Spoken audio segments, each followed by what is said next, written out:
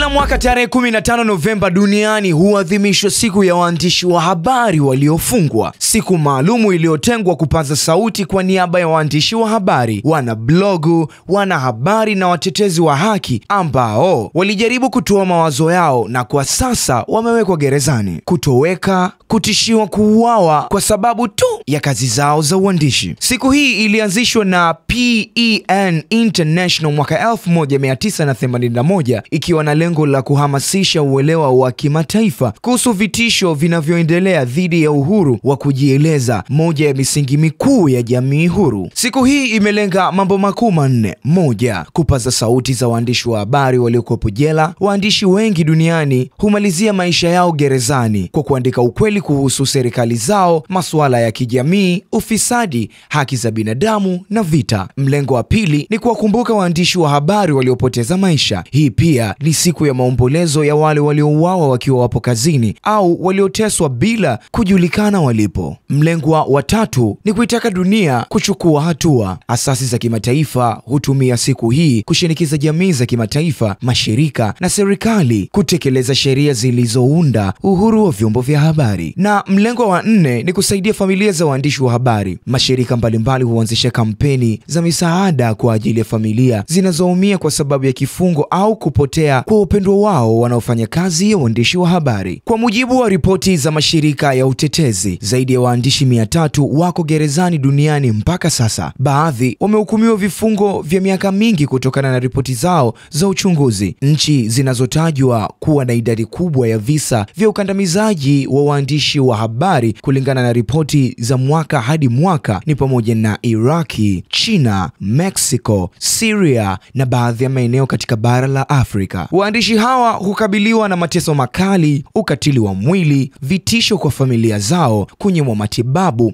marufuku ya mawasiliano au kifungo kisicho na mwisho. Katika baadhi ya mataifa yaliyo mengi, maadhimisho ya siku hii hufanyika kwa njia tofauti tofauti. Moja, mikutano ya kimataifa ya kujadili uhuru wa kujieleza. Mbili, utoaji wa tuzo kwa waandishi wa habari waliopigania haki kwa ujasiri. Tatu, kampeni za mitandao ya kijamii kama Free the Writer. Nne, mikutano ya ushirika kati ya taasisi za habari, wanaharakati na serikali. Tano, mashairi, maandamano na kusoma kazi za waandishi wa habari walioko kifungoni. Siku ya waandishi wa habari waliofungwa ni kumbukumbu ya kwamba uhuru wa vyombo vya habari si suala la anasa, ni nguzo ya kidemokrasia na jamii yenye uwajibikaji. Bila waandishi wa habari, jamii hukosa uwazi, rushwa huongezeka, wananchi hukosa taarifa zilizo sahihi na haki nyingine hubaki kufichwa. Hitimisho, waandishi wa habari ni macho na masikio ya jamii. Siku ya waandishi wa habari waliofungwa ni mwito wa kimataifa kuwalinda wale wanaotumia kalamu kuleta ukweli. Siku ya kutafakari, kuunga mkono na kuhakikisha kwamba hakuna mtu anayelazimishwa kunyamaza kwa sababu tu ya kusema ukweli. Hii ni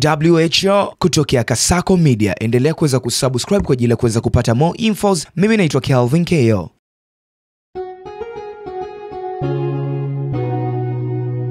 Kasako Media, tunaangazia maisha, tunaandika kesho.